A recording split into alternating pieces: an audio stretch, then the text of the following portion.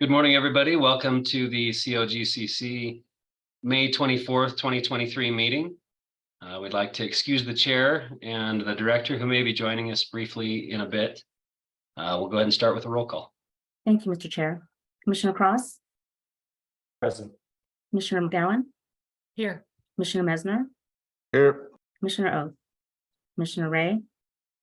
Commissioner Robbins? Commissioner Ackerman?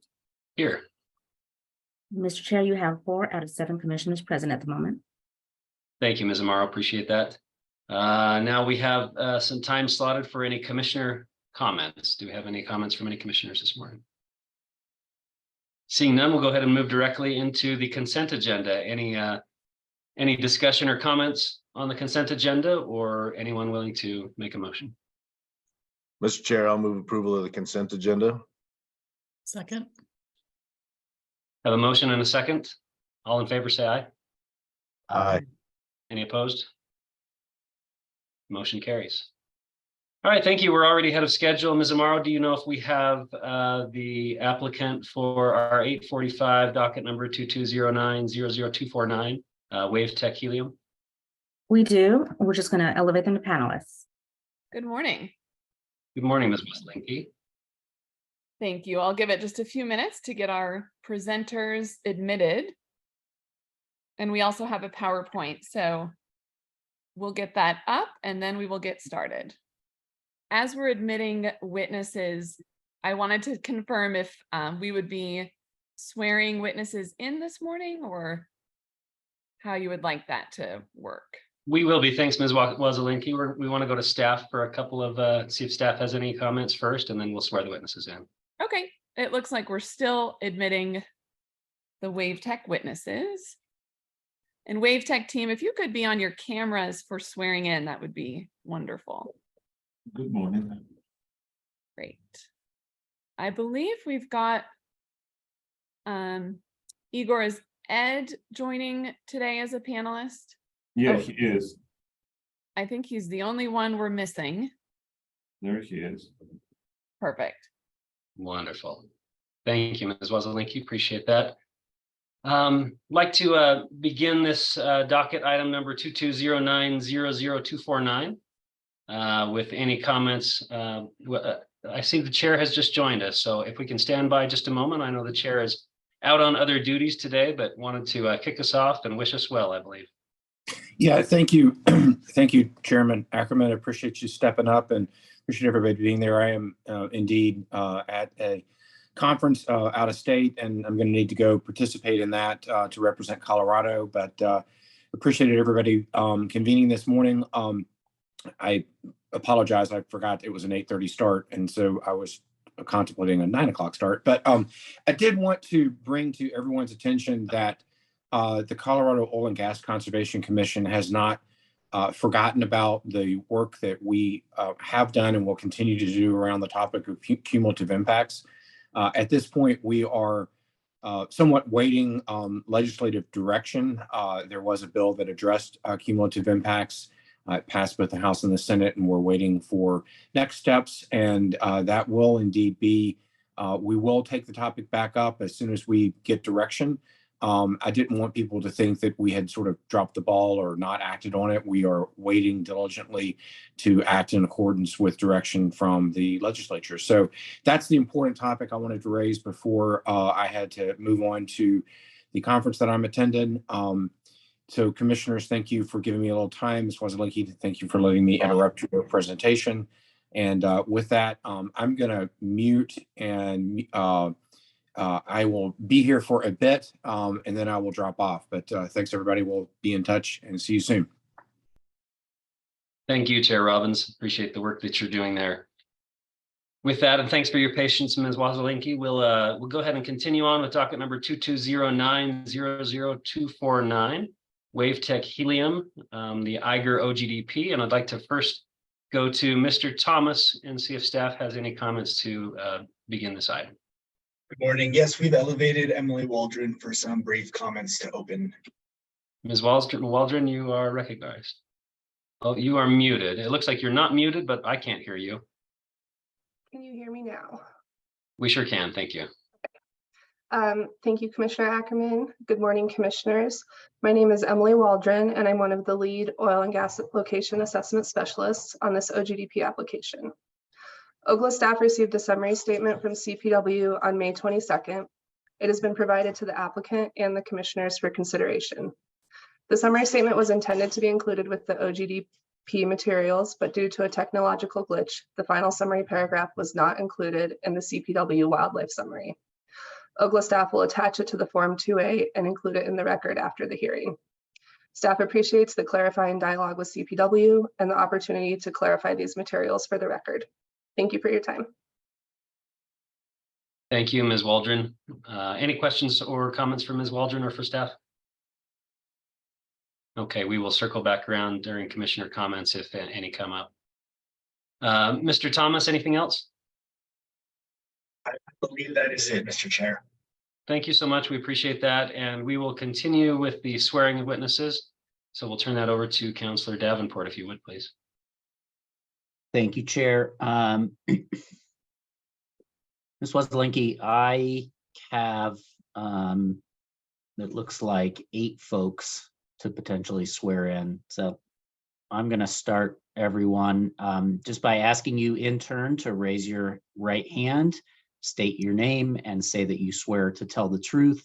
I'll call out your name. We'll go in order as you appear on my screen, which I realize you don't know what order that is. So I'll call your name first. Mr. Igor Gendelman, would you raise your right hand, state your name, and say that you swear to tell the truth, please? My name is Igor Gendelman. I swear to tell the truth. Thank you. Ms. Gross? My name is Andrea Gross, and I swear to tell the truth. Thank you. Mr. Bowen? It's David Bowen, and I swear to tell the truth. Thank you. Mr. Eby, apologize for mispronunciations. This is David Eby, and I swear to tell the truth. Thank you. Mr. Falk? My name is Steve Falk, and I swear to tell the truth. Thank you. Mr. Joby? My name is Patrick Job, and I swear to tell the truth. Okay, Mr. Ed Gendelman, I believe. My name is Edward Gendelman, and I swear to tell the truth. Thank you. And finally, Ms. Vogel. My name is Patty Vogel, and I swear to tell the truth. Okay, thank you all. Thank you, Councillor Davenport, and thank you to the witnesses. We look forward to hearing from you today. With that, Ms. Wesselinki, will you be kicking us off on this presentation? I will. Thank you, Commissioner. We will start with sharing our PowerPoint, and then I will get started. Okay. Well, good morning, Commissioners. My name is Kelsey Wesselinki with Jost Energy Law, and with Jamie Jost, we represent WaveTech Helium in the UPRC1 Eiger 1411 Helium OGDP before you today in docket 2209-00249. We would like to thank Karen Voltura for her guidance and efforts on behalf of CPW, Cheyenne County for their support of the OGDP, and also COGCC staff and the director for their efforts on this OGDP. Next slide. Perfect. I'll take just a few minutes to summarize the Eiger 1411 Helium OGDP and requested relief before I turn it over to WaveTech. This OGDP requests that the Commission establish an approximate 320-acre OGDP for the development of one re-entered vertical well to target helium gas in the Morrow V3 sandstone. The Eiger 1411 Helium OGDP also requests that the Commission approve one refiled Form 2A for the Eiger 1411 pad for the development of the re-entered vertical well. The 320-acre unit was established by Order 477-3, which granted a well location exception for the Eiger 1411 wellbore to allow it to be located closer than 1,000 feet from the section lines. As WaveTech will describe to you in more detail, the re-entry will only require a workover rig to drill out the cement plugs and then re-perforate the Morrow reservoir, and all gas will produce directly to the existing Ladder Creek pipeline system. WaveTech does not expect to produce oil as part of this development. The Eiger 1411 pad is located within Cheyenne County. Cheyenne County waived its siting authority for oil and gas locations. However, WaveTech has been in close communication and consultation with Cheyenne County throughout the OGDP process and has the county's full support. WaveTech consulted with CPW and met with U.S. Fish and Wildlife as part of this OGDP. The location is within the Lesser Prairie Chicken Estimated Occupied Range, or EOR, which encompasses almost all of Cheyenne County. WaveTech will address a commissioner question on U.S. Fish and Wildlife feedback in the presentation today. And WaveTech's alternative location analysis and protective BMPs will also be covered in the presentation. And finally, WaveTech has complied with all notice requirements for the OGDP. No formal petitions were filed and no public comments were received on the Form 2A. And with that, I will turn it over to Igor Gendelman, the Vice President of WaveTech, to continue the presentation. Thank you, Kelsey. Good morning, commissioners. My name is Igor Gendelman, and I'm the Vice President of WaveTech Helium. I appreciate the opportunity to present the Eiger 1411 OGDP to you today. I will provide an overview of WaveTech and targeted helium resource, the proposed surface location for this OGDP, and an overview of our proposed development and siting considerations. Next slide, please. WaveTech Helium is a private independent helium exploration and production company based in Denver. As you can see from the image on the slide, helium is an essential element for multiple industries, including medical, semiconductor chip manufacturing, science research, fiber optics, and space industry. There is a dire shortage of helium in the world right now. All the major industrial gas companies, except for one, have declared force majeure because they can't fulfill their contractual obligations for delivery of helium. Our team of experts has extensive oil and gas experience in southeastern Colorado that we are leveraging to produce from known helium fields here. The helium in these known fields was left behind because the gas here is low BTU and helium used to be inexpensive. Because the fields already exist, the new environmental impact will be minimal. For this hearing, we have several WaveTech subject matter experts with us and third-party consultants to address any of your questions. I also note that the wildlife biologist we use for this OGDP, Steve Falk, is also on the hearing today and will be addressing the commissioner question on U.S. fish and wildlife participation in the OGDP process.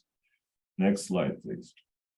This slide provides an overview of the Eiger 1411 location. This well and associated location is a plugged and abandoned conventional vertical well that we propose to re-enter to target helium-containing gas.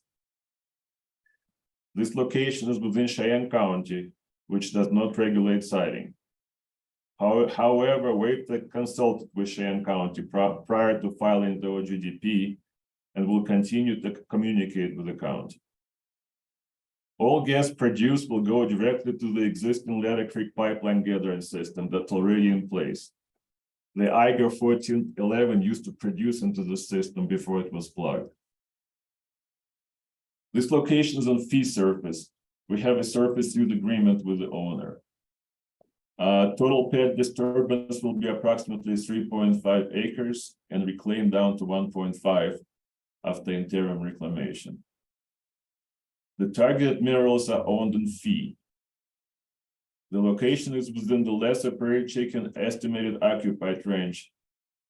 WaveTech engaged in consultation with CPW pursuant to Rule 309E and also met and coordinated with U.S. Fish and Wildlife. As part of the consultation, we conducted an ALA to assist CPW and COGCC staff in their evaluation of the location. The proposed location is more than 2,000 feet from all residences, building units, and schools. The closest towns are between 15 to 20 miles away. It is not within the zone non-attainment area. Both COGCC staff, CPW, and U.S. Fish and Wildlife support the proposed location. Next slide, please.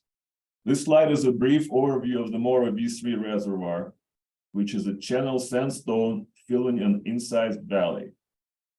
The reservoir is 14 feet thick at the Eiger 1411 location, shown in the southwest corner of section 11.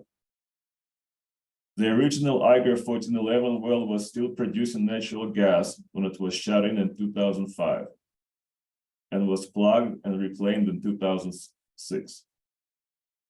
The reservoir is highly permeable and part of a larger gas accumulation that we interpret to occupy the area shaded in red. WaveTech proposes to re-enter the original wellbore and recurve the same V3 sandstone produced in the original well to determine the recoverable reserve and to gather data on the pressure recovery of the reservoir after 18 years of no production. It's important to note that the helium-containing channel reservoirs thereafter are very narrow and have already been produced. So any kind of movement from the original location increases the risks of a dry hole. This is very different from unconventional reservoirs that everybody is used to, which are continuous. We will return to this point when talking about ALA. Next slide, please. WaveTech consulted with Cheyenne County and CPW prior to filing the OGDP and also met and coordinated with U.S. Fish and Wildlife. WaveTech complied with all required application notices and no public comments were submitted on the 2A and no petitions were filed. Next slide, please. The construction phase is anticipated to last 4 days. Traffic to the well will be minimal because it will produce only roughly 3 barrels of water per day and will have a 300-barrel water tank on location. Once we receive the approved Form 2, WaveTech intends to re-enter the Iger 1411 well and drill out the cement plugs with the workover rigs. The well will be reperforated and tested with a total re-entry operation duration of no more than 7 days. If commercial helium rates are achieved, production facilities will be procured and installed on location within a year. Additional pet construction will be done simultaneously with upgrading the road.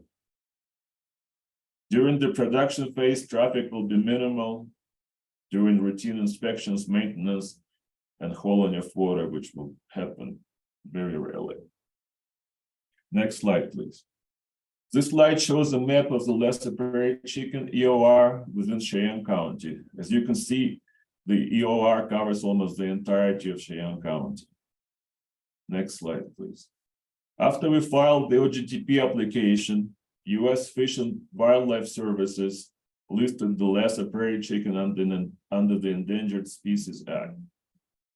We consulted with CPW and met with U.S. Fish and Wildlife on the proposed Iger 1411 development and conducted an ALA. The location is 4.1 miles northwest of the nearest met leg and 2.9 miles from the leg's associated 1.25-mile buffer. The location is within cultivated cropland, and no grassland habitat will be disturbed. CPW and U.S. Fish and Wildlife concluded that because the Iger 1411 location is within cultivated crop production with 5 wind turbines within 1,800 meters, the habitat is not suitable for prairie chicken. Next slide, please. There are 5 wind turbines within 1,800 meters of the proposed location. And the U.S. Fish and Wildlife concluded that anything within 1,800 meters of a wind turbine is not a suitable habitat for prairie chickens. This is important because the impact of the lesser prairie chicken already exists in this area, and further impacts from ongoing oil and gas operations are not expected. I would like to invite Steve Falk, who is a wildlife biologist from Pioneer Environmental Consultants and assisted with this OGDP, discuss WaveTech's engagement with U.S. Fish and Wildlife in response to a commissioner question.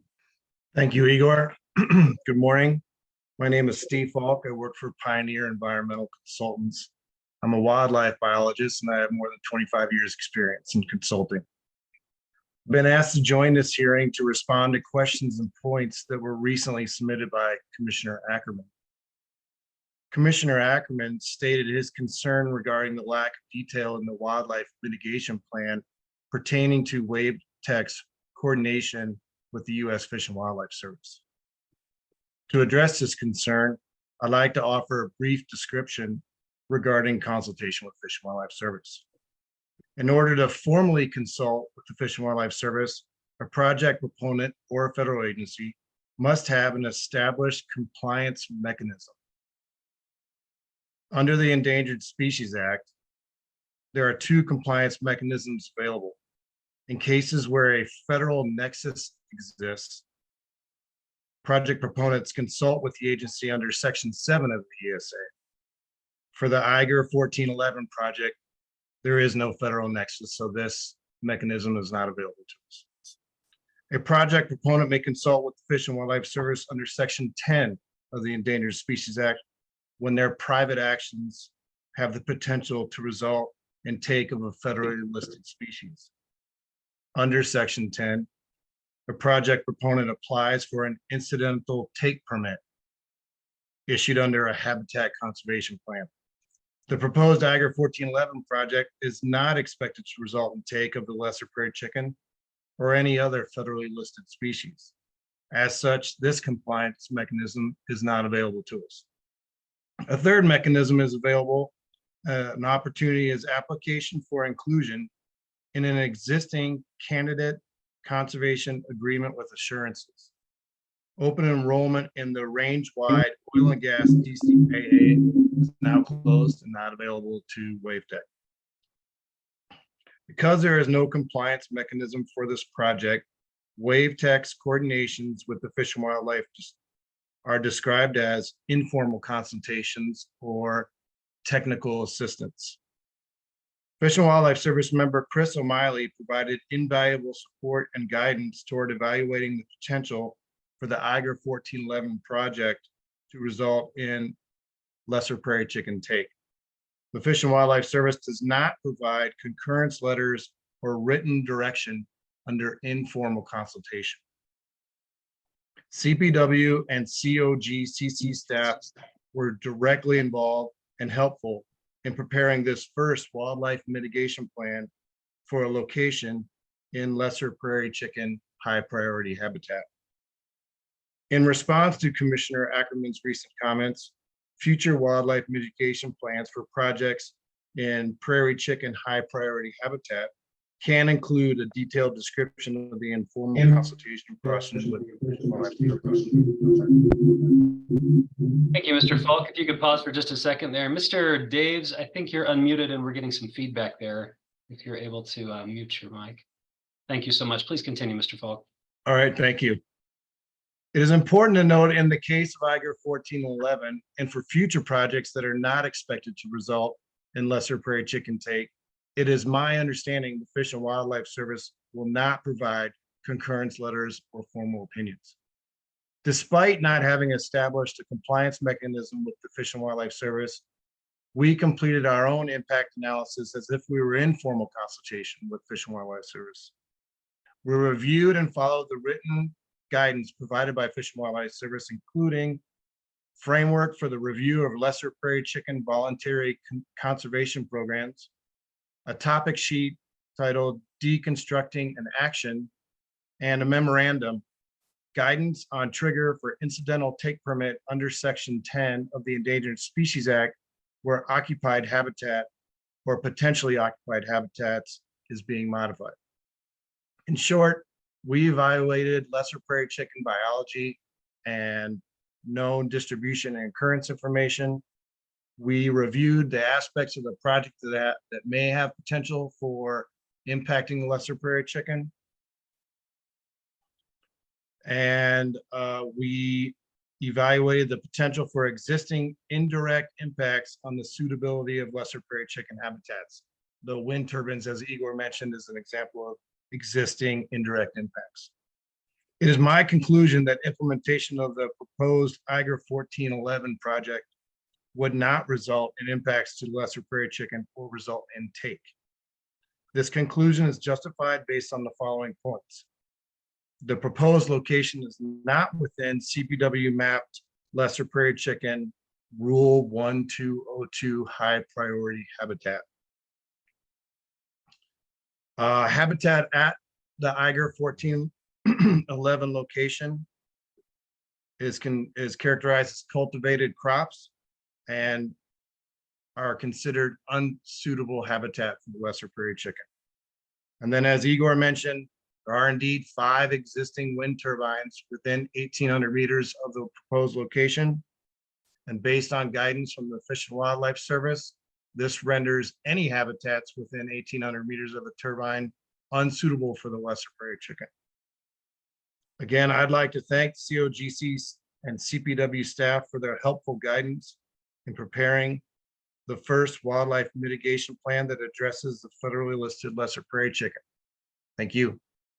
Next slide, please. Because of the expensive EOR in this area and the fact that we're proposing conventional development of a narrow channel of helium resources, COGCC and CPW agreed that one alternative location to be analyzed would be sufficient. Any other potential alternative locations would still be in the EOR. The alternative one is shown on the map in the orange box. As you can see, this location triggers the same criteria as the proposed location. In fact, the alternative location would require more disturbance than the proposed location due to longer access road and no pipeline connection. The alternative location would also be a new drill versus the re-entry of a plugged well. For this reason, CPW and COGCC staff support the proposed Iger location. Next slide, please. We will only need a workover rig for this operation, so we'll be able to carry out the construction during daylight hours. It is important to note that this well will be a re-entry into a small vertical well, about 5,500 feet in total depth, with single interval completion. There will be no fracking. The production facility will consist of a small separator, 2 tanks, and a rod pump.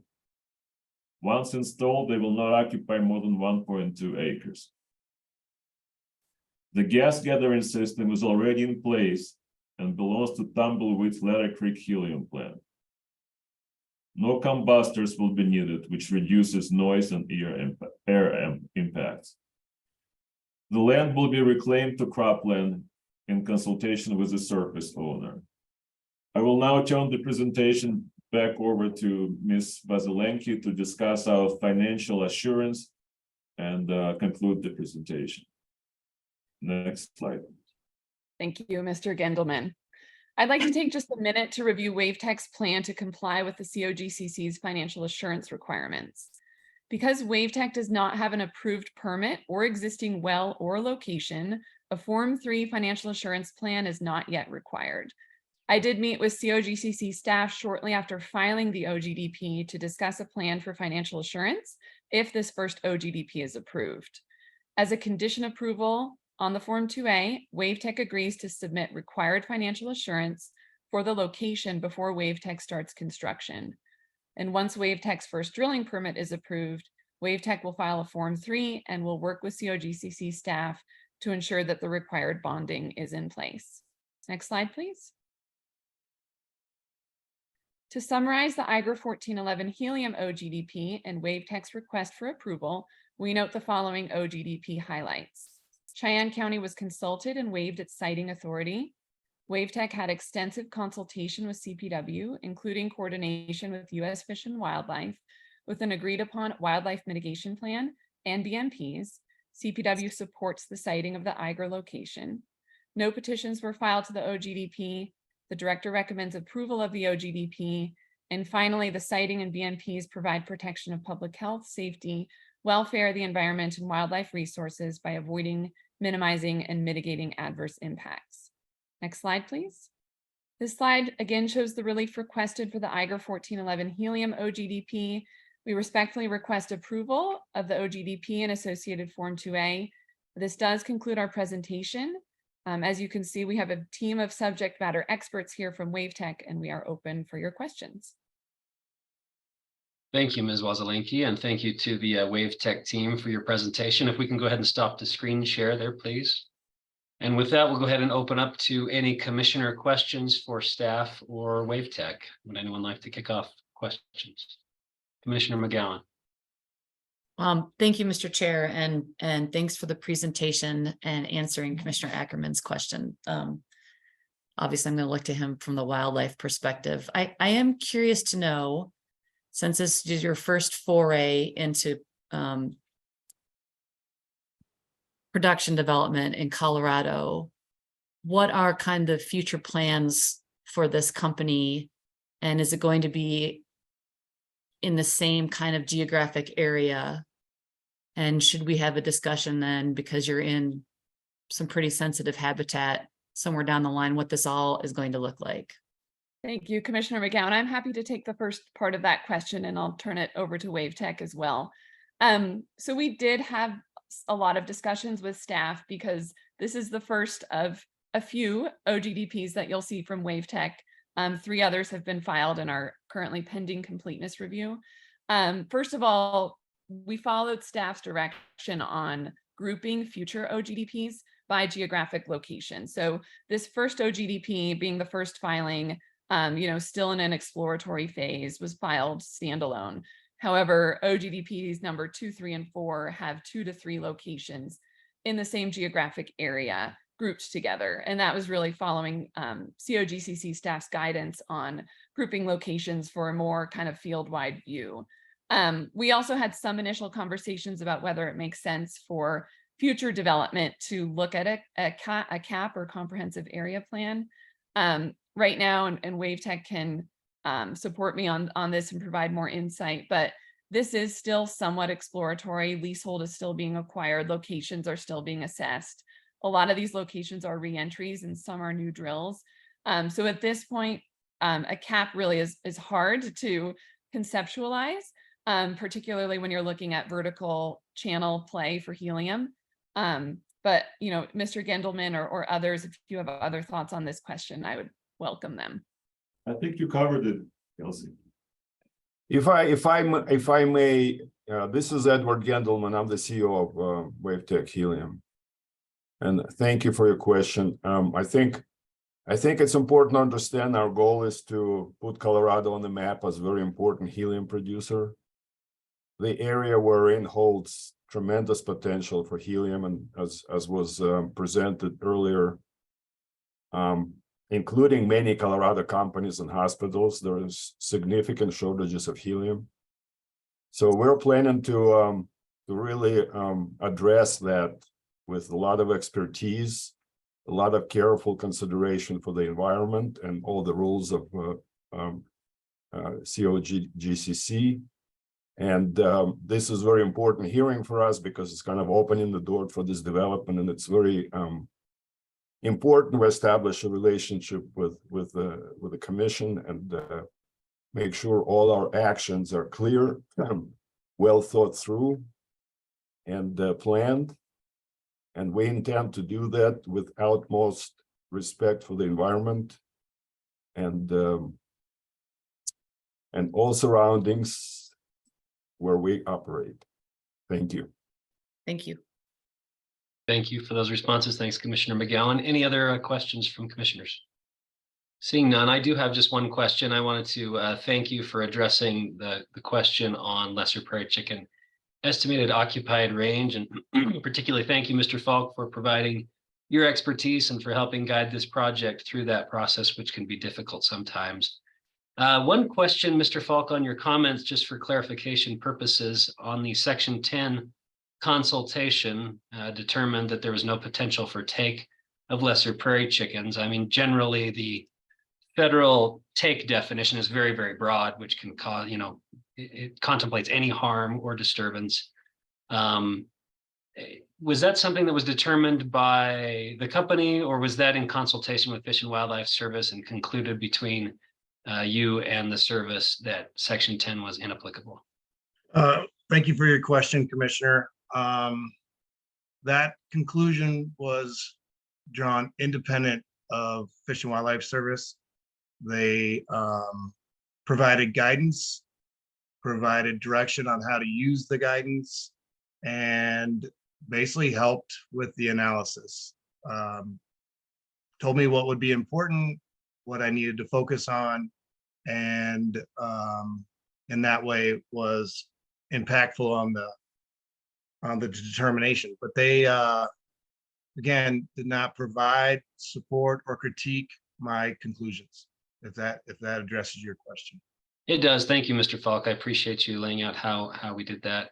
Ms. Amaro, if we could elevate Dr. Voltura from CPW, I do have a question for her as well. Again, thank you, Mr. Falk, and I do appreciate the commitment to lay out the consultative process in further applications. I think that'll be helpful for the commission, as several of us had that question. So appreciate the clarifying statements and information that you provided today. I see Dr. Voltura has joined us here. Thank you for joining us, Dr. Voltura. I know you're plugged into this project as well as prairie chicken management on the Eastern Plains. Had just a couple of questions for you as well. Can you remind us just a little bit about the CPW versus U.S. Fish and Wildlife Service roles when it comes to endangered species, species that are listed under the Endangered Species Act? And then I also had a question about, is CPW concerned generally about estimated occupied range for prairie chickens, or is it generally okay for development in those areas? If you can just kind of walk us through the process that CPW takes to look at that.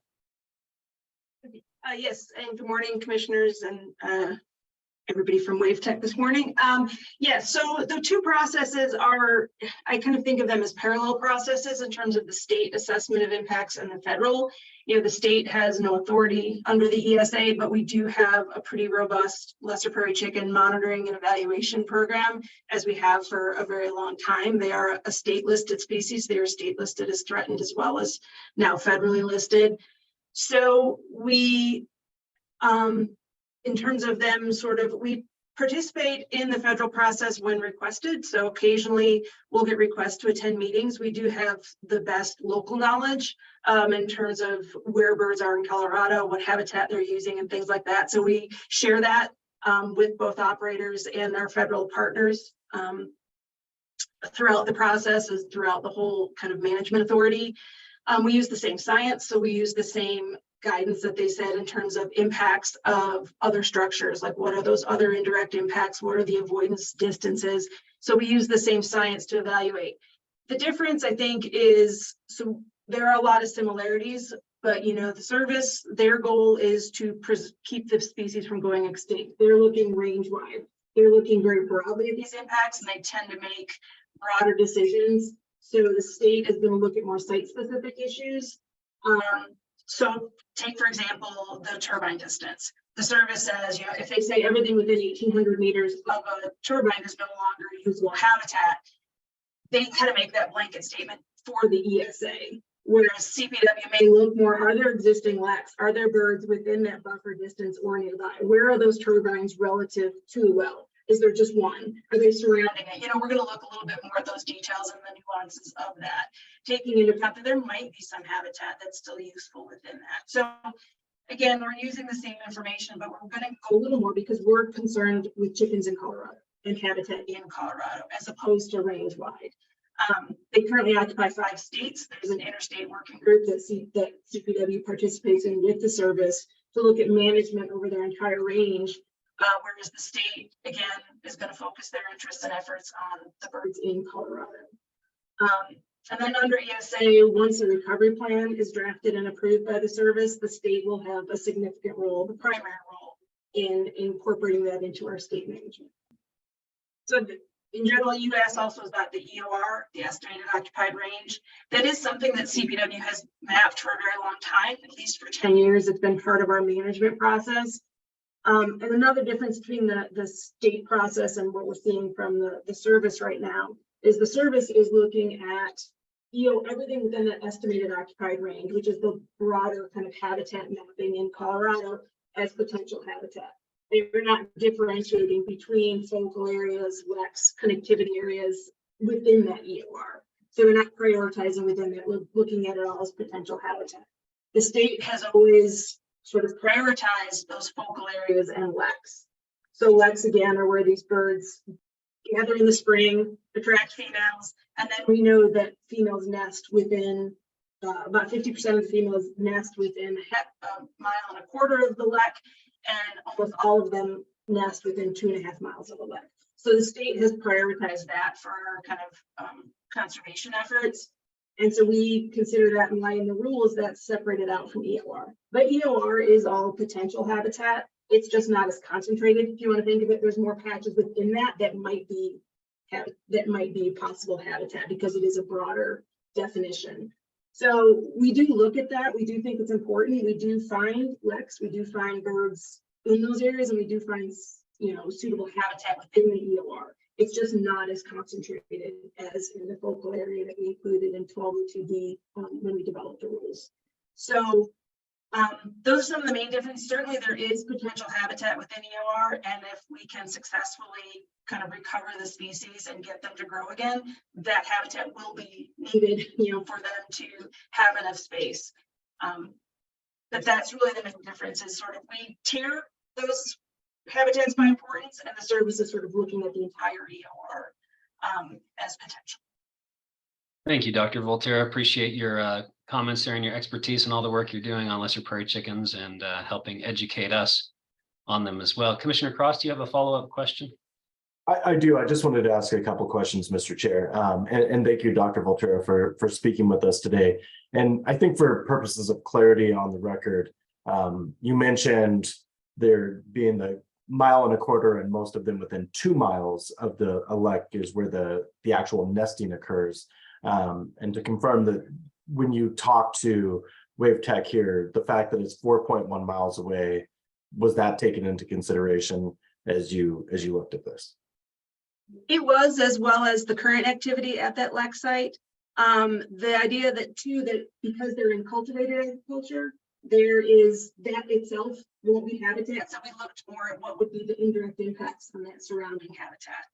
And in addition, the operational plan for the well, because they're hooking into a pipeline or seeing potentially limited oil, we just evaluated that there's limited noise and traffic, and it's, you know, from that operation, because the drilling and completion is one impact, but the long-term impact is the operational plan for that well. Again, it kind of depends on, you know, if it's just the pump jack and the kind of associated, that's a pretty minimal. If it's wide enough pump jack, that the impact would spread far beyond the well site. So yeah, the distance to the last known lek, sort of the activity at that lek, the other that this is commercial ag. They've committed to saying kind of some of those noise limits within that commercial ag limit was also pretty important in terms of limiting how much spillover effect of that one well to the surrounding habitat. Yeah, thank you. And then the other thing you mentioned was kind of like just looking at the sort of Fish and Wildlife Service, just looking at the distance to a wind turbine, but you mentioned other things in the area. So the fact that there's 5 wind turbines in this area also plays an effect in your analysis? It can, and what we do is we look at sort of these overlapping indirect impacts. And so the indirect impacts are the avoidance distance. And lesser prairie chickens avoid tall structures. And the service is using the definition that they'll avoid it by approximately 1,800 meters. So when you have that on the wind turbine on the landscape, an 1,800 meter buffer around it, the service is that they're not going to go in that at all. We're going to look a little more carefully. Again, if these were all to one side of it and we had open occupied habitat sort of within that, we're going to look at that a little more differently than that blanket. They're not using this area. We're going to see if we have evidence that they are, or there's sufficient habitat. But it is also roads have a buffer around them. Transmission lines have another buffering. I think their map showed that they tried to put all of those on one map and show you this sort of consolidated impact of surrounding infrastructure. So we do consider that. It's just, it may not be an absolute in all situations, depending on what we know of the actual use of the habitat by birds and the layout of it. Wonderful. Thank you very much. Thank you, Dr. Volterra, and thanks for the additional questions, Commissioner Cross. Commissioners, any other questions before we move into deliberations? All right, thank you. And thank you, Ms. Wazelinski, and thank you to the Wave Tech team for your presentation. Commissioners, would anyone care to begin deliberations on this issue? Commissioner Cross. Thank you, Mr. Chair. I'll start off saying that I think this is an approvable application. I appreciate the time that they've taken to work with CPW, with Fish and Wildlife Service to make sure that this is done in the right way. I like that it's a reentry. I like that they're close to an existing pipeline that they're going to plug into. So there's a lot of good things to look at this.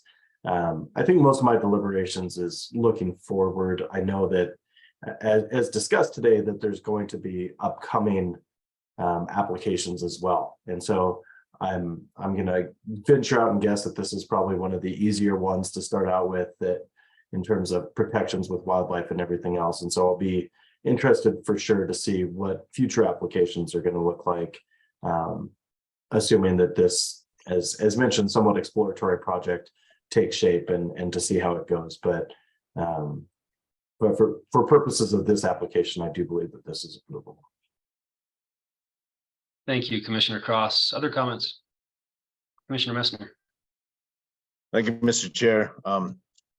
I do think that this is a approvable application as well. But I would concur with Commissioner Cross's comments around the need for significant comprehensive planning associated with wildlife in any future applications, looking holistically at cumulative impacts associated with this type of development on very sensitive habitats in this part of the state. And I would hope that that coordination between CPW and the U.S. Fish and Wildlife Service continues to happen, and perhaps even gets more specific and detailed, particularly with the federal agencies, on how to address the potential cumulative impacts of this type of development within these sensitive habitats, as they are one of the most sensitive habitats that this state has for certain species. And so I think that will be something that will need to be consistently addressed in future applications. But in this application, I think the proximity to the pipelines and the siting of this in coordination with CPW is appropriate. Thank you, Commissioner Messner. And I would agree with comments by these two commissioners as well. From a site-specific perspective, this is a re-entry. There are significant wind turbines nearby. There's significant distance from Lex. It's on ag land. They've got somewhat limited equipment. Noise is pretty mitigated. Keeping in mind that estimated occupied range under our regulations will always be a mandatory consultation with CPW, and any development in or around habitat for this species requires consultation with the U.S. Fish and Wildlife Service. I think it's telling that CPW and U.S. Fish and Wildlife Service have both reviewed and appreciate the work that this applicant has done. I would agree that comprehensive planning going forward will be something that will be very important. And that should include careful consultation on a site-by-site basis with CPW and U.S. Fish and Wildlife Service. And I would just note that I think Section 10 consultation may possibly be available in the future on some of these sites. We heard from Dr. Voltura that, you know, this one particularly had essentially what I consider to be kind of a perfect storm of non-impacts to lesser prairie chicken in estimated occupied range, and probably as a bit of an exception as opposed to the rule when developing in estimated occupied range. And so thank you for the extensive conversation about this important species that we're working so hard to conserve in Colorado. Other commissioner comments, or do I have a motion? Mr. Chair, I'll move approval of the application as presented. Thank you, Commissioner Messner. Oh, Commissioner Cross, second. Second. Thank you. And Councillor Davenport, as noted by Ms. Wazelinski, there is a condition of approval noted on this application. I believe that's contained in the application, and we don't need to call that out in the motion. Is that correct? That's correct, Chair. Okay, thank you so much. I have a motion and a second. All in favor, say aye. Aye. Any opposed? All right, thank you, Ms. Wazelinski, and to the WaveTech team. Docket number 2209-00249 is approved. Thank you very much. Thank you. And commissioners and Ms. Amaro, I think we'll take a break. We've got one scheduled coming up at 9:30. Why don't we take it 5 minutes early? And we will be back here at 9:40. In the meantime, perhaps we can, it looks like we've already begun to elevate some of staff, but perhaps we can elevate the team from Civitas as well. Thank you so much, and we'll reconvene at 9:40. All right, welcome back, everyone, to the Colorado Oil and Gas Conservation Commission's May 24th, 2023 regular meeting. Our next item for discussion is docket number 221-200-354 from Civitas North, the Wade 8N59W South OGDP. And Councilor Davenport, why don't we go ahead and start with the swearing in of witnesses? It looks like we've got them all here, and then we'll go to staff for any comments that they may have. Morning, Chair. Good morning, AAG Davenport, Jill Fulcher here. I think we've got all of our witnesses. I would just ask the Civitas group, go ahead and just put video on for AAG Davenport as he walks through the swearing in process. Okay, good morning, everybody. All I'm going to ask you to do is to in turn raise your right hand, state your name, and say that you swear to tell the truth. I'll call your name. We'll go one at a time. Mr. Bennett, you're the first person on my screen. Please go ahead. Good morning, Nathan Bennett. I swear to tell the truth. Thank you. Mr. Annable? You got it right the first time. My name is Okay. Jeff Manable. I swear to tell the truth. Thank you. Thank you. Mr. Neighbors? My name's Corey Neighbors. I swear to tell the truth. Thank you. Ms. Stearman? My name is Kathy Stearman. I swear to tell the truth. Thank you. Ms. East? My name is Mary Yeast. I swear to tell the truth. Thank you. And Mr. Ruff? My name is Caleb Roush, and I swear to tell the truth. Ms. Fulcher, is that everyone? It is indeed. Thank you very much, Mr. Davenport. Thank you. Great, thank you so much. Appreciate that. And thank you and welcome, Ms. Fulcher. I also see Mr. McKee here as well. Would like to begin by, I think I saw Mr. Berman on there, by asking Mr. Berman, does staff have any initial comments as we begin this presentation? Good morning, Mr. Chair. This is Hearing Officer Thomas. To my knowledge, nothing from staff, but we have elevated Mr. Maxey from Weld County, if you'd like to begin. Perfect. Thank you, Mr. Thomas. And Mr. Maxey, right on cue to you, please. Thank you, Commissioner Ackerman and the rest of the commission. I really appreciate the few minutes that Weld County is able to get in front of you and just go over some high-level information regarding the docket items in front of you that pertain to Weld County. My name is Jason Maxey with the Weld County Oil and Gas Energy Department. And just going over a few bullet points from this location regarding the permitting and the local process. And as always, happy to answer any questions that you all might have. Well, comments regarding this location were reflected on the Form 2A, and those were attached on April 17th of 2023. I do want to give a quick public kudos and thank you for the assistance to your permitting manager in charge of the OGLA group, Sabrina Trask, for helping me out get those attached. So thank you to Sabrina. We have gone through the full WOGLA process for this location, and 1041 WOGLA 20-0095 is the case number regarding the Weld County permit. On December 2nd, 2020, a pre-application meeting was held to discuss this location. Site analysis regarding alternate siting and specifics of the proposed location that was being considered at that time were discussed. That meeting did include not only at the time Bison Oil and Gas staff, which is now obviously Civitas North.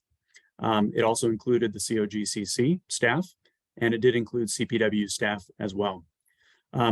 Really quickly, I do want to make one small correction on our 2A comments, and I apologize for this, but the 2A comments reflect that the meeting was held on December 7th of 2020.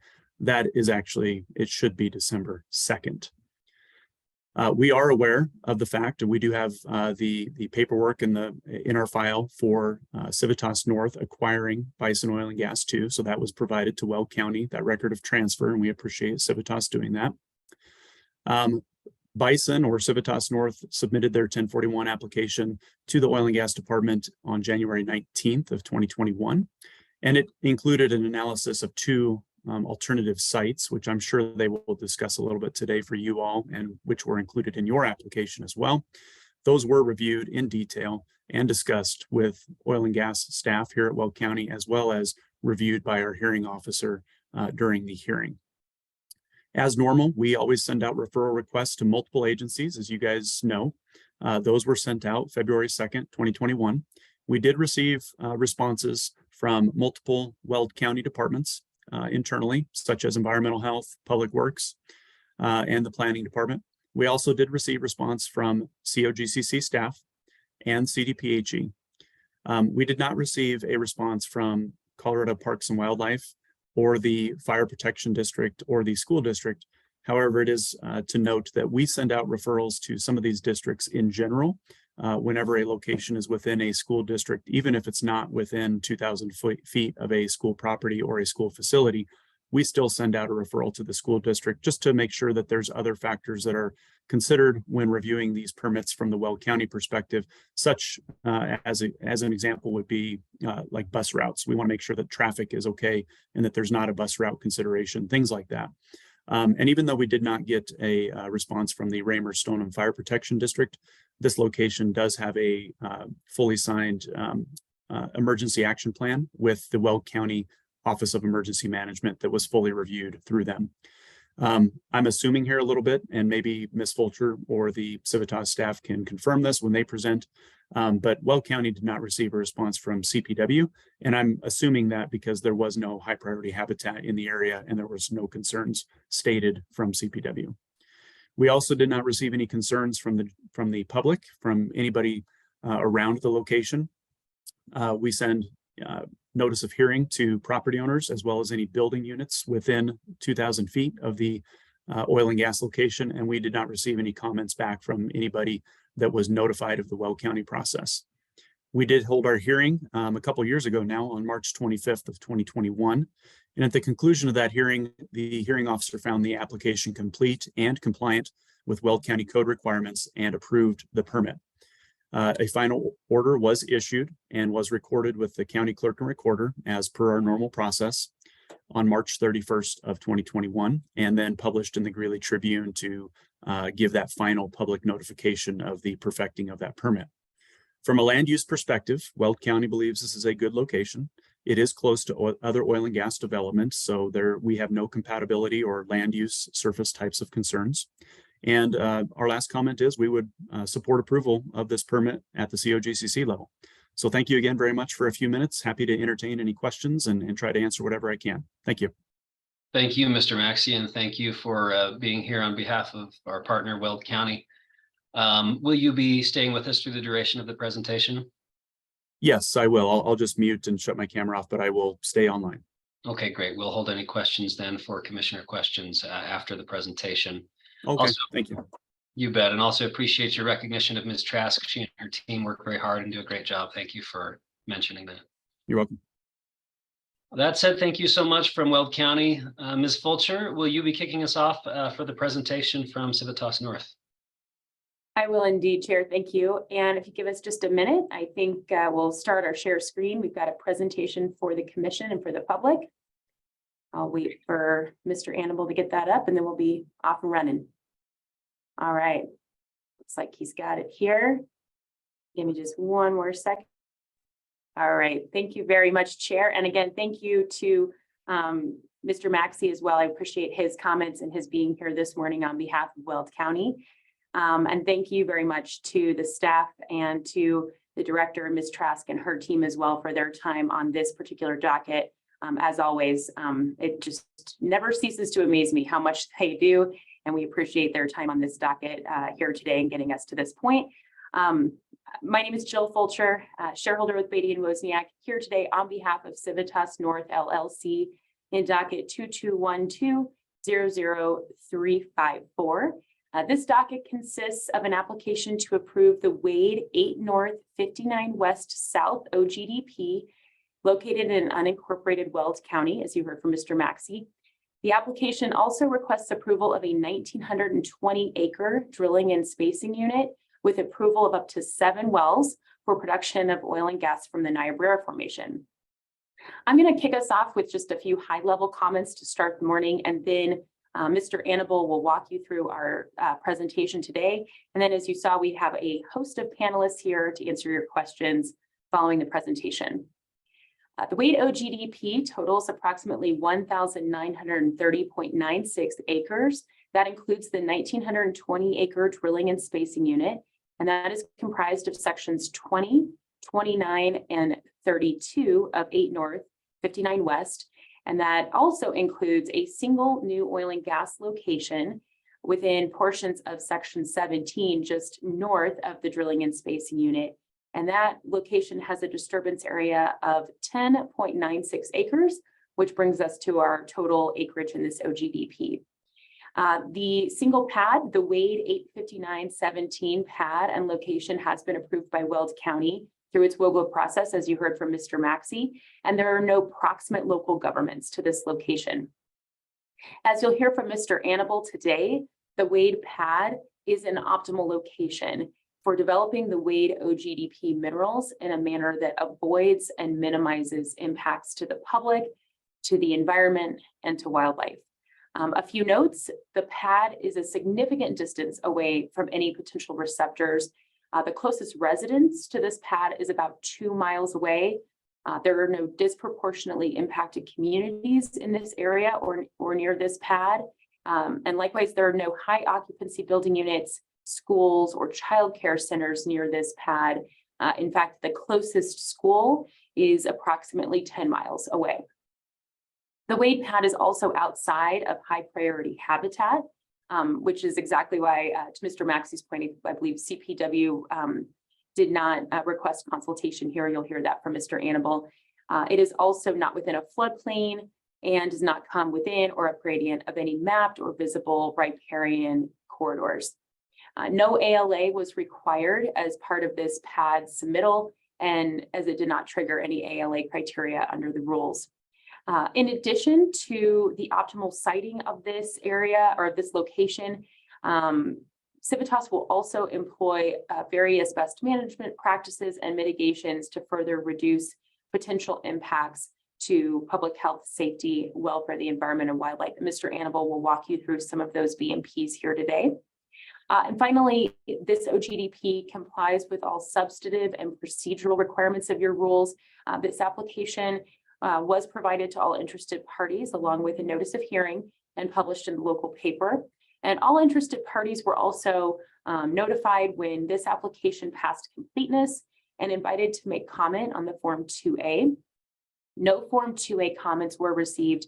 We do want to note for the record that there were 2 general comments that were uploaded through the e-filing system. One of those comments made by the public just expressed some general concerns with oil and gas operations. And then the second was received by a mineral owner and spoke to the lease negotiations ongoing with his minerals. And Mr. Annable will discuss each of those comments briefly here today with you. And finally, we did note that the director has reviewed this OGDP and recommended approval. And again, we want to thank staff for their time in making that recommendation. That concludes my opening remarks. And with that, I'm going to hand it over to Mr. Annable. Looks like we might be having a little bit of technical difficulties with the share screen. Although this is a fantastic image of some spectacular rock climbing, but this isn't actually where we're going to start here. So there we go, Jeff. I'm seeing the start of the presentation on my end. So. My apologies. All right. Good morning, commissioners. My name is Jeff Annable, manager of well and location permitting at Civitas Resources. I'm here to present the application for the Wade 8N59W South OGDP project by Civitas North LLC, a wholly owned subsidiary of Civitas Resources Incorporated. The presentation will include the following topics: an overview of the general location, along with OGDP historical background and relevant local government disposition. Then we will cover the tentative development timeline and details about our application. And finally, I will summarize our application and request approval. Before you, we have a team of experts who have been working hard to ensure that our project meets the highest standards of environmental and social responsibility. I'm the sole presenter for today, but I have with me some of my colleagues who are available for questioning after the presentation. They are Nathan Bennett, Director of Permitting and Compliance, Mary Yeast, Mineral Land, Caleb Roush, Asset Development Engineer, Kathy Stearman, Director of Air Programs, and Corey Neighbors, Surface Land Advisor. Next, I will briefly introduce Civitas North LLC, the applicant for the Wade 8N59W South OGDP. As I mentioned before, Civitas North is a wholly owned subsidiary of Civitas Resources. Civitas and its associated subsidiaries have planned, developed, and presented 9 OGDPs and 1 CAP that have been reviewed and approved by this commission. Civitas North maintains all financial assurance, insurance, and operator clearance with the COGCC. Civitas North will be the only operator of the Wade N917 pad, which is the only oil and gas location proposed as a part of this OGDP. Now, I would like to provide an overview of the procedural background. First, I would like to start with some of the milestones of the COGCC OGDP process. We sent out the 30-day pre-app OGDT notice on July 21st, 2022, followed by our application submittal on December 9th, 2022. We then received enhanced completeness comments on February 10th, 2023, resulting in our amended OGDP application being filed on February 20th, 2023. Following the resubmittal, we achieved completeness on March 17th. Lastly, we proceeded through the hearing notices, technical review, and public comment, which led to the director's recommendation being issued on May 10th, 2023. Next, I would like to cover the status of the Weld County permit, but first I would like to thank Jason Maxey for giving an update on the status of the 1041 WOGLA and appreciate Weld County's collaborative permitting process. As he mentioned, prior to Civitas purchasing this location, Bison Oil and Gas submitted the 1041 WOGLA on February 1st, 2021, and received approval shortly after on March 29th, 2021. As currently planned, our project will be developed after the expiration of the 1041 WOGLA, and if the schedule remains the same, we will file for an extension of the 1041 WOGLA. Now, I'd like to go over some general facts regarding the proposed 8-5917 pad. As you see on the map, the proposed location is in the southeast southwest of Section 17, Township 8 North, Range 59 West, and is a new location. Our nearby crossroads include Weld County Road 390 and Highway 14. The only relevant local government is Weld County, and there are no proximate local governments. Our OGDP contains 1,930.96 acres, including the surface location, and will develop a 1,920 acre drilling and spacing unit with 7 new horizontal wells drilled from the Wade 85917 pad. There are no RBUs, high priority habitats, or disproportionately impacted communities within 2,000 feet of the working pad surface, and we do not trigger any COGCC AOA criteria. Next, I would like to briefly cover the anticipated phases of development. If approved, Civitas anticipates the following timing for the development of this OGDP. Construction is slated to begin in August of 2024, followed by the drilling phase in October of 2024.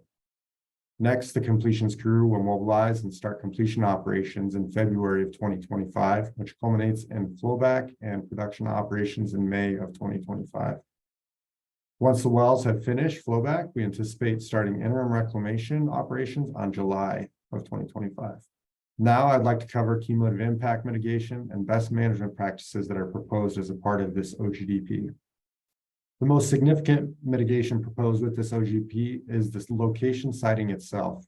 The Wade 85917 pad is located more than 33 miles from the nearest DIC, greater than 9,600 feet from the nearest residential building unit, 5,090 feet from mule deer severe winter range, which is the only high priority habitat located within 1 mile of the proposed location, and 1,257 feet from the nearest downgraded waters of the state, which is a mapped wetland. These reasons minimize the potential impacts to public health, safety, the environment, and wildlife resources. In addition to the siting mitigation, Civitas is including the following best management practices in the OGDP to further demonstrate our commitment to reducing cumulative impacts. A quiet completions fleet will be utilized during completion operations. Lighting during all phases of operation will be pointed downward to minimize spillage off location. In an effort to reduce impacts to public infrastructure, a temporary lay flat water line will be used to bring fresh water to location for completion operations, and an oil pipeline will be utilized to transport oil to market. Additionally, an access road maintenance program will be implemented to minimize dust during pre-production and production operations. And facilities will be designed with secondary containment via steel wall construction and seamless spray-on liner to reduce impacts in the unlikely event there is a release.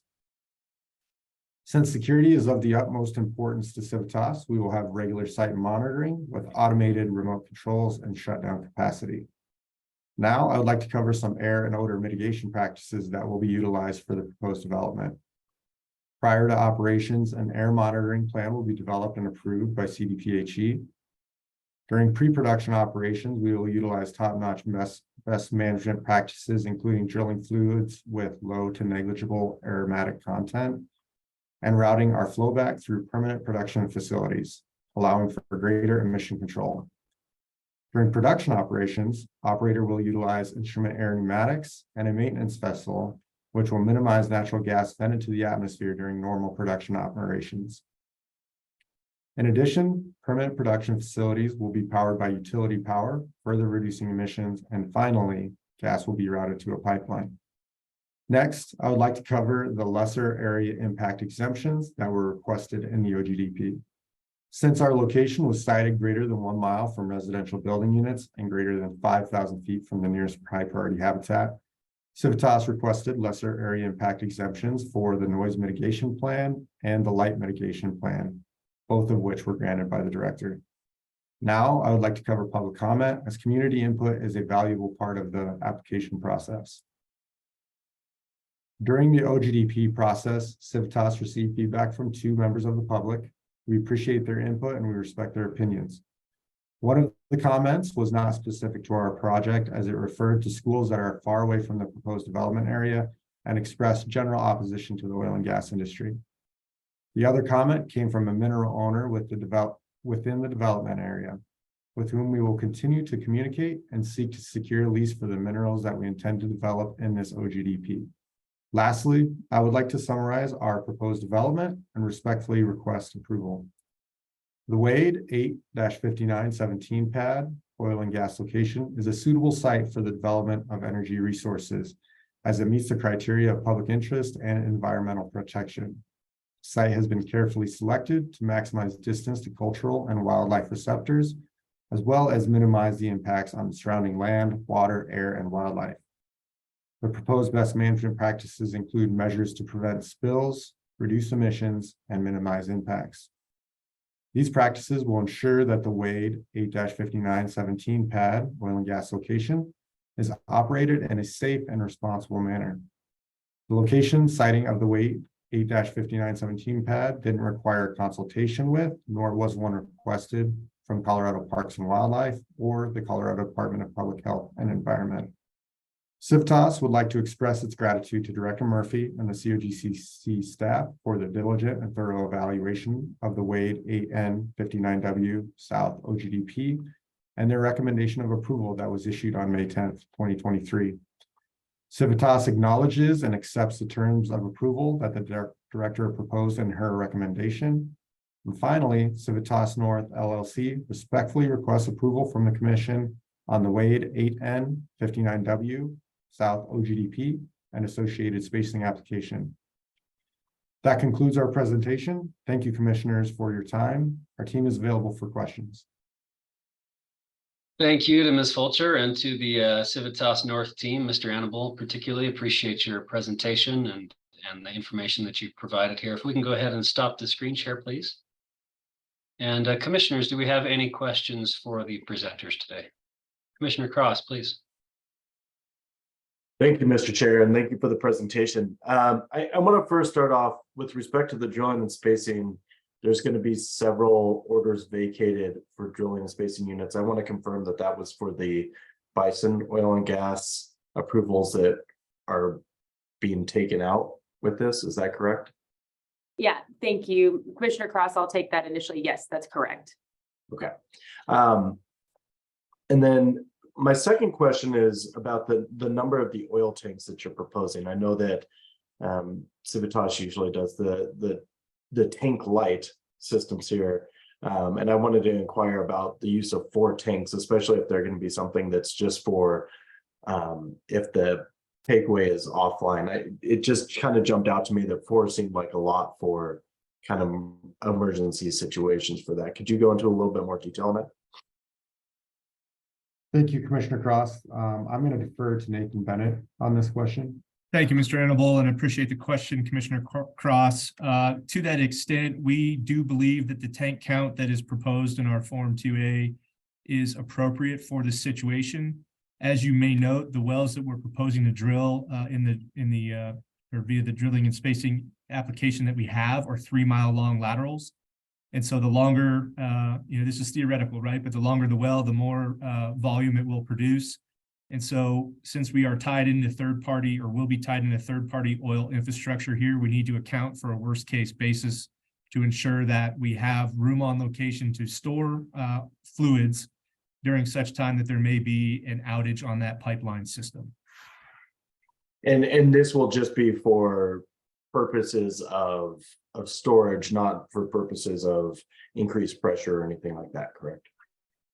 Well, to that, thank you again for your question. If I understand it correctly, and as we discussed before, given the oil system that we are producing into, owned and operated by a third party, those tanks also serve as a point of stabilization to ensure that we can produce into that pipeline at the various operating pressures under which it performs. Okay. That is helpful. I appreciate it. And then the last question I wanted to go into was, could you just provide a little bit more clarity on what's happening with the negotiations of the mineral lease here?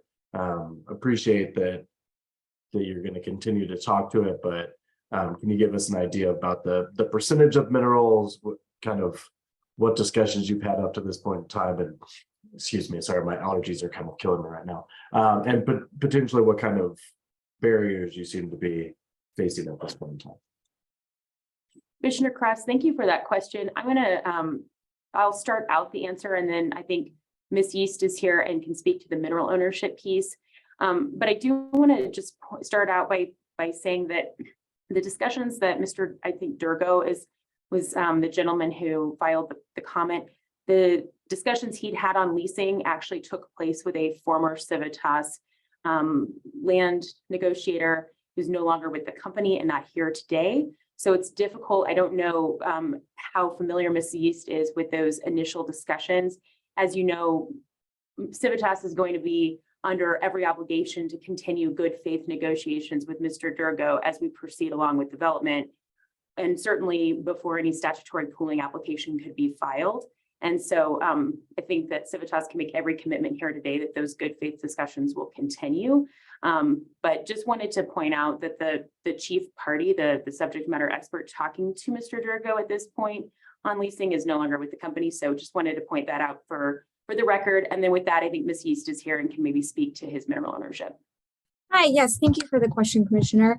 As Ms. Fulcher said, yeah, we will continue negotiations with the owner in good faith and make sure that each party that is involved is taken care of, and just continue to answer any questions that the owner has moving forward, just so we have the ownership that we need to move forward as well. And can you give me an idea as to, I know Ms. Fulcher indicated the potential for statutory pooling. Do you guys have the appropriate amounts for statutory pooling if that was to take place, or is this going to be something that could potentially kind of throw a wrench into potential development? Yeah, thank you for your question, Commissioner. As we go forward, we always hope to reach that threshold, and hopefully with these negotiations, we will meet that. We don't foresee anything putting a wrench in that 45%. And Commissioner Cross, if I may, maybe just put a finer point for Ms. East, but Mr. Durgo, it would not be a supermajority owner. Is that correct, Ms. East? Yes, that is correct. If that's helpful for you. Yeah, thanks. It is. Okay.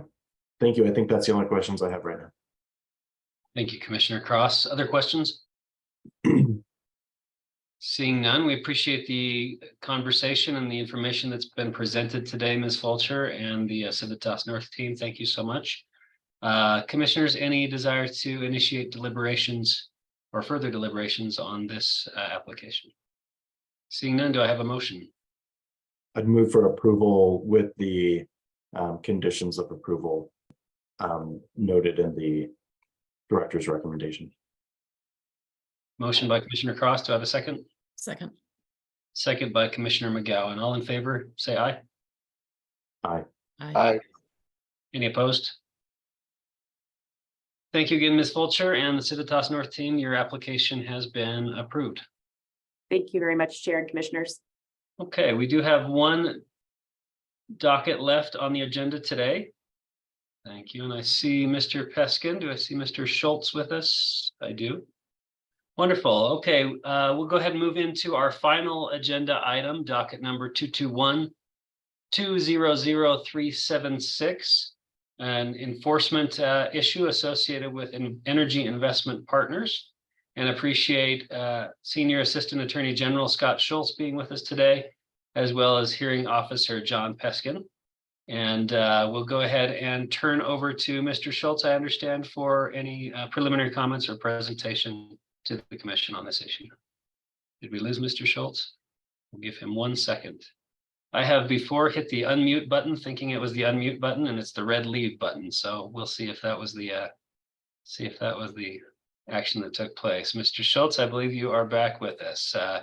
Not sure if you heard, but we're willing to turn it over to you and look for your presentation and expertise on this issue. Thank you, Commissioner Ackerman. My esteemed co-counsel, Ms. Sky Walker, is going to do the presentation part. I'll remain with you to answer any questions, but I'm going to turn it over to Ms. Walker. But we see you're unmuted, Ms. Walker, but we don't hear you. Still don't hear you. How about now? That's perfect. Thanks so Perfect. much. Sorry about that. No worries. Please continue. Yeah, just a second. We have a slideshow to present, so I'm gonna share my screen. All right, can you all see the slide? We do indeed. Thank you. Okay. Good morning, commissioners. My name is Sky Walker, and I am an Assistant Attorney General Fellow at the AG's office, and I'm representing COGCC enforcement staff in this matter, alongside my co-counsel Scott Schultz.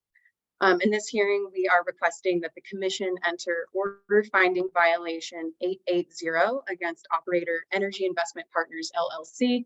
I'll just be referring to them as EIP throughout the presentation. Just a bit of background on this operator. EIP is the operator of record of one inactive oil well in Logan County, Giacomini 1. And Giacomini 1 is the subject of this enforcement action. COGCC enforcement staff have conducted several audits and inspections of Giacomini 1 over the last several years and have found several rule violations, specifically violations of rules 309A, 319B, and 326C. Just a couple important facts about the well as it relates to this matter. The well is classified in COGCC's database as temporarily abandoned, and the last MIT was performed on March 15th, 2013. The president and designated agent of EIP, Mr. Bob Flournoy, claims that EIP is financially insolvent and cannot afford to plug and abandon the well or reclaim the site.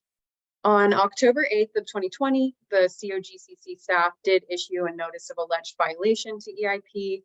Again, the notice cited violations of rules 309A, 319B, and 326C. On December 27th, 2022, COGCC staff issued a notice of application for hearing to EIP. Then in early January, staff published notice of this matter in 2 newspapers of general circulation. Getting into the specific rule violations, we first have rule 309A. This rule requires an operator to report every existing oil and gas well that has not been plugged and abandoned on the operator's Form 7, which is their monthly report of operations. The operator is required to do this within 45 days after the close of each month. And this requirement starts the month the well is spud and continues until it has been reported for 1 month as abandoned. Next, we have Rule 319B. Under this rule, operators may temporarily abandon a well for a period not to exceed 6 months, so long as the operator conducts an MIT and receives approval from the COGCC director prior to abandonment. And lastly, Rule 326C. This rule requires an operator to conduct an MIT on temporarily abandoned wells within 30 days of abandonment, and then at 5-year intervals after that initial successful MIT. So those are the rules at play in this enforcement action. The commission currently does hold a total of $40,000 in financial assurance for EIP's operations. This does include 2 individual plugging bonds that are worth $20,000 each. Scott and myself have been in recent contact with Mr. Flournoy. Again, Mr. Flournoy is the president and designated agent of EIP. Scott and I have been unable to reach an agreement on any sort of stipulated order finding violation. So enforcement staff does request that the commission order EIP to return to compliance with the act and the rules. Enforcement staff also requests that the commission order EIP to pay a penalty of $85,622. A breakdown of the penalty is shown here. Please keep in mind that the penalty duration matrix was applied. The raw penalty is quite larger. Happy to come back to this slide if anyone wants to reference it later. Enforcement staff requests that the commission include several requirements in the order. Specifically, if EIP does not return to compliance or pay the penalty within 35 days of transmittal of this order, the director requests authority to terminate EIP's operator number, to revoke EIP's authorization to conduct oil and gas operations in Colorado, and lastly, to foreclose EIP's financial assurance, which again is $40,000 in plugging bonds.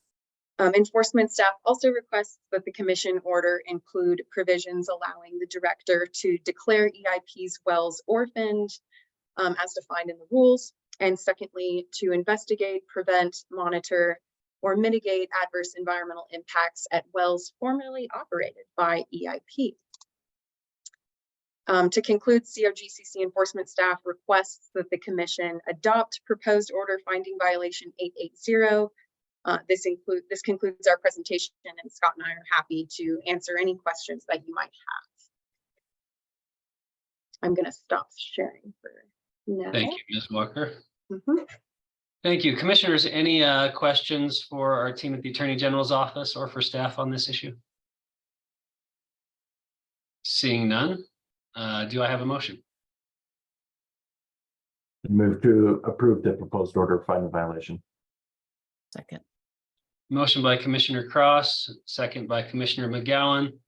AAG Davenport, just to verify from your perspective, we have a copy of the draft OFV in front of us. The stipulations that were set forth by Ms. Walker were lined out in that OFV, and so would be contained in the motion that's been offered. Would that be your determination? That's correct. I understand the motion is to approve the OFV as presented by staff. Great, thank you. All in favor, say aye. Aye. Aye. Any opposed? All right, thank you so much. Thanks again to our team from the Attorney General's office and to staff for all their work on this item. Just wanted to conclude our meeting today, thanking Ms. Amaro and Mr. Thomas for their work in helping logistically run this meeting today. And wanted to also express the Commission's thanks and appreciation for staff as we see a considerable amount of staff work in all of the items that are brought forth to the Commission.